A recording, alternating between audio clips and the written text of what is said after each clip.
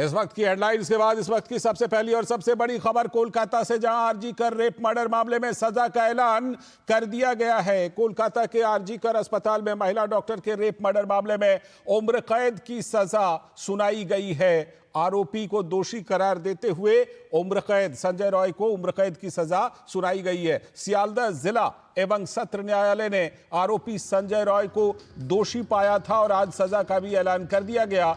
पिछले साल 9 अगस्त को महिला ट्रेनी डॉक्टर का शव अस्पताल के सेमिनार हॉल में मिला था। आपको याद होगा कि किस तरह से इस चीज को लेकर पूरे देश में प्रदर्शन हुए थे। कोलकाता पुलिस ने सीसीटीवी फुटेज और क्राइम सीन से मिले साक्ष्यों के आधार पर संजय रॉय को गिरफ्तार किया था।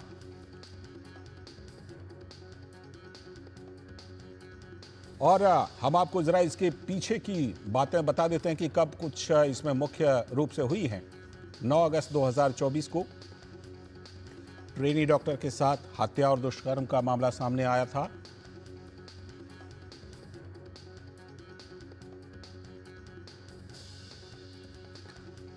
दस अगस्त को मुख्य आरोपी संजय रॉय को गिरफ्तार किया गया था। 24 अगस्त को संजय रॉय समेत 6 लोगों का लाई डिटेक्शन टेस्ट हुआ था। वहीं 7 अक्टूबर को संजय रॉय के खिलाफ सीबीआई की चार्जशीट हुई थी। 18 जनवरी 2025 को आरोपी संजय रॉय को दोषी करार दिया गया और आज 20 जनवरी को सजा का दिन था तो उम्र कैद की सजा सुनाई गई।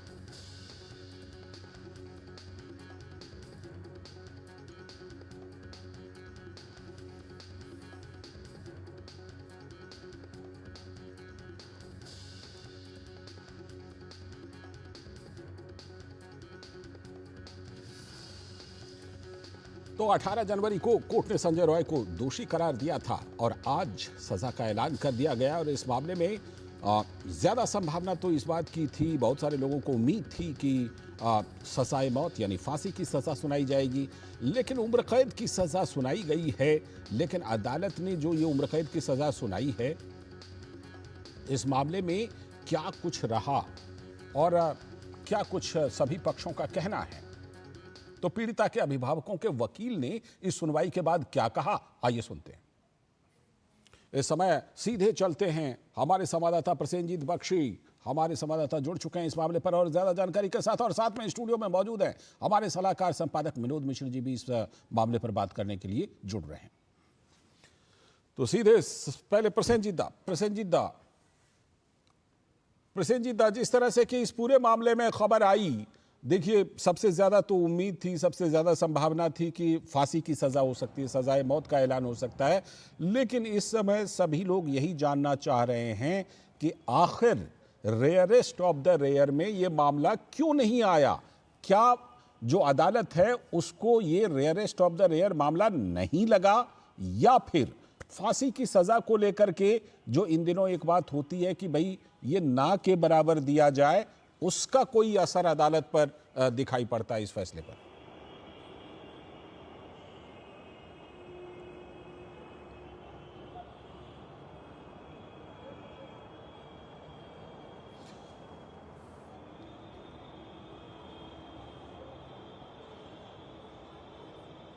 पसंदीदा, अब तक आवाज आ रही है? हाँ जी ठीक। हाँ लालचंद, अब आवाज ठीक है, बताइएगा क्या जी। मैं ये पूछना चाह रहा था पसंदीदा कि सब लोग उम्मीद कर रहे थे, ज्यादातर लोग, कि फांसी की सजा इस मामले में हो सकती है, क्योंकि सब लोग मान के चल रहे थे कि ये rarest of the rare case है। लेकिन अदालत ने rarest of the rare case मान करके इसमें फांसी की सजा नहीं दी। आखिर कहां पर, या अदालत की तरफ से कुछ ऐसा आया है कि अदालत ने इसको आखिर क्यों नहीं माना रेयरेस्ट ऑफ द रेयर?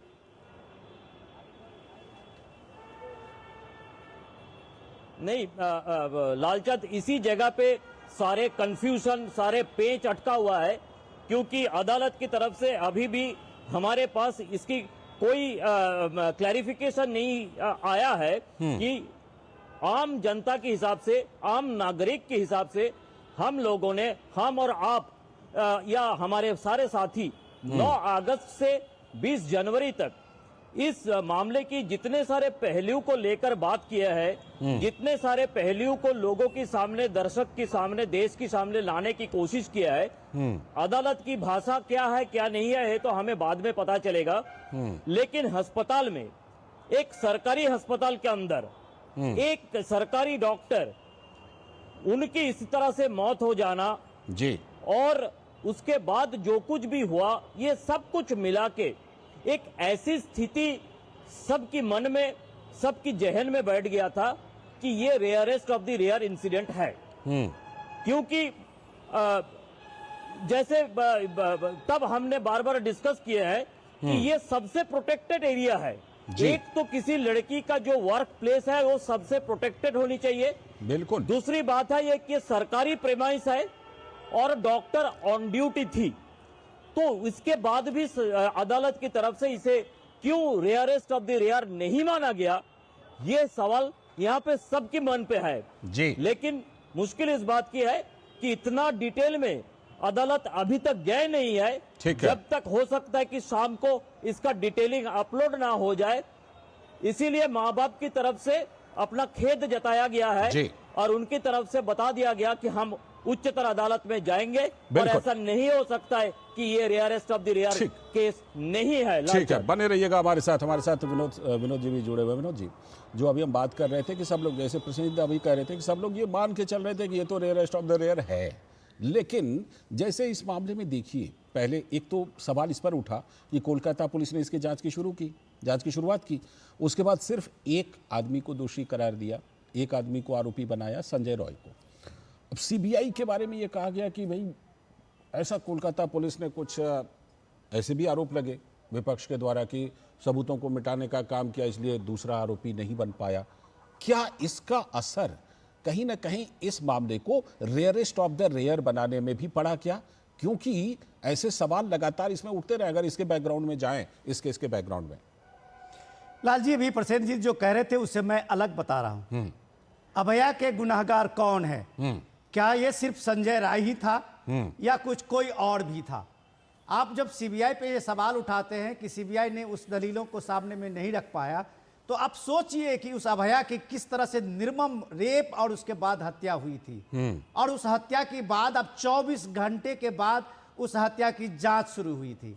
आप सोचिए उस समय की जो घटना हुई थी उसके सारे साक्ष्य मिटा दिए गए थे जी। आप सोचिए उस घटना को, जो उस समय में कोई जस्टिस देने की बात तो दूर, सीधे सीधे फोन करके हॉस्पिटल से कहा गया था उसके माँ बाप को कि आपकी बेटी ने सुसाइड कर ली है।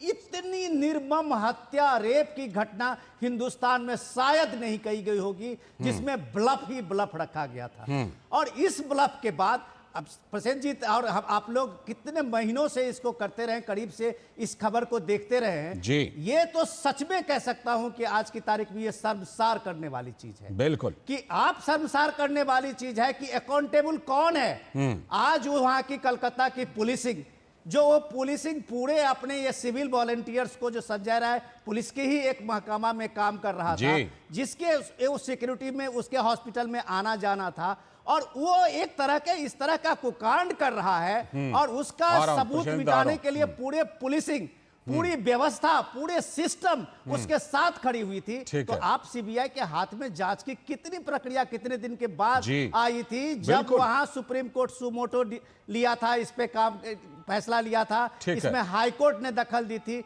तो आप सोचिए कि उस समय का कि एक अभया की न्याय पाने के लिए जो जद्दोजहद उसके माँ बाप का था, सैकड़ों डॉक्टर 6 महीने से ज्यादा सारे हॉस्पिटल छोड़ के अपना रोड पे खड़े हुए थे, सेक्रेटारिएट तक प्रदर्शन कर रहे थे, देश ने क्या क्या नहीं देखा। ये रेयरेस्ट का तो मैं कहता हूं कि ये अब तक के सबसे घिनौना से घिनौना कुकृत्य था जो कलकत्ता और पूरे देश ने देखा। ठीक है, मैं प्रसेन जी तो आपके पास लौटता हूं, लेकिन उससे पहले जरा पीड़िता के अभिभावकों के वकील ने क्या कुछ कहा है उसको सुन लेते हैं, फिर आपके पास आता हूं।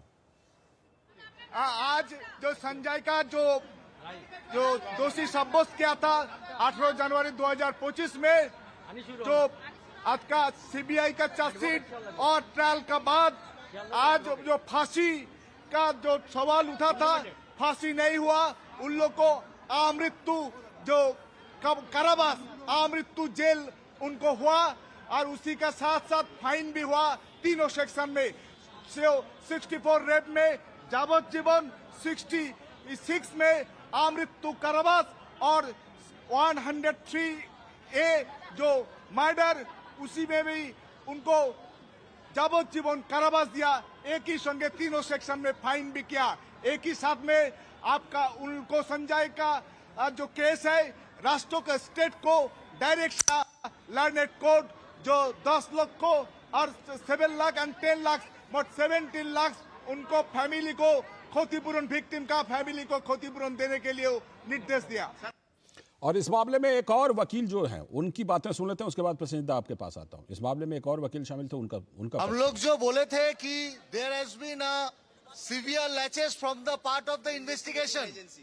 There is a severe laches which we pointed out in our argument, and today is the result of such a investigation, whereby we always prayed for the highest level of punishment, but the learned court has given the life sentence of the accused person, and we have pointed out the laches of the investigation that created a confusion in the mind of the learned court.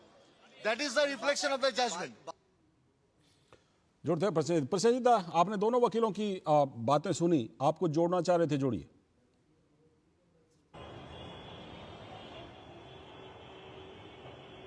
Lalchand, मैं थोड़ा अदालत के बाहर जाना चाहता हूं। जो विनोद कह रहा था कि असली गुनहगार कौन है, असली गुनहगार अगर इसके बारे में हम चर्चा करें तो इसके पीछे एक राजनीति समझना जरूरी है जी।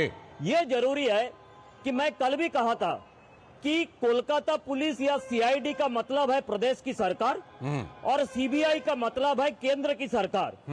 ये नैरेटिव बनाने में बंगाल की जो राजनीति है ये सफल रहा। ये सही है या गलत है अलग बात है, लेकिन आज की इस फैसले के बाद बीजेपी के लिए, सीबीआई के लिए एक तरह की लोगों की मंशा और तृणमूल कांग्रेस और कोलकाता के लिए एक तरह की मंशा।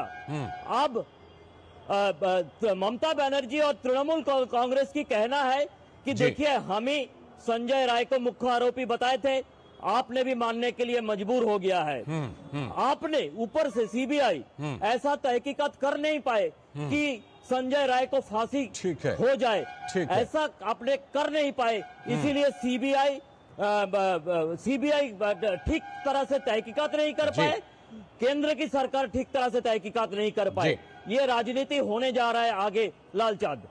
ठीक है, इस मामले में बहुत कुछ बातें हैं दादा, जिस तरह से हम जानते हैं कि किस तरह से इसमें जो संदीप घोष मेडिकल कॉलेज के जो प्रिंसिपल थे और इसके साथ जो जिस पुलिस टीम की अध्यक्षता में ये जांच हो रही थी, यहाँ तक कि जो कोलकाता के पुलिस कमिश्नर थे उस पर भी गंभीर सवाल उठे थे। विनोद जी, आपकी एक छोटी सी टिप्पणी कि जिस तरह से इस पर सवाल उठे थे और जो बात ये कह रहे हैं कि कहीं ना कहीं इसको पॉलिटिकल काफी ज्यादा बना दिया गया था। जो प्रसेनजीत बहुत सही कह रहे हैं कि ये देखिए, ये देश का दुर्भाग्य है कि उसके माँ बाप, ये सैकड़ों डॉक्टर, ये सारे लोग न्याय के लिए पिछले साल में आप देख रहे थे किस तरह के संघर्ष कर रहे थे, और उनका वो संघर्ष, उसके माँ बाप की पीड़ा, इस देश की पीड़ा, क्या ये पॉलिटिक्स की भेंट चढ़ जाए?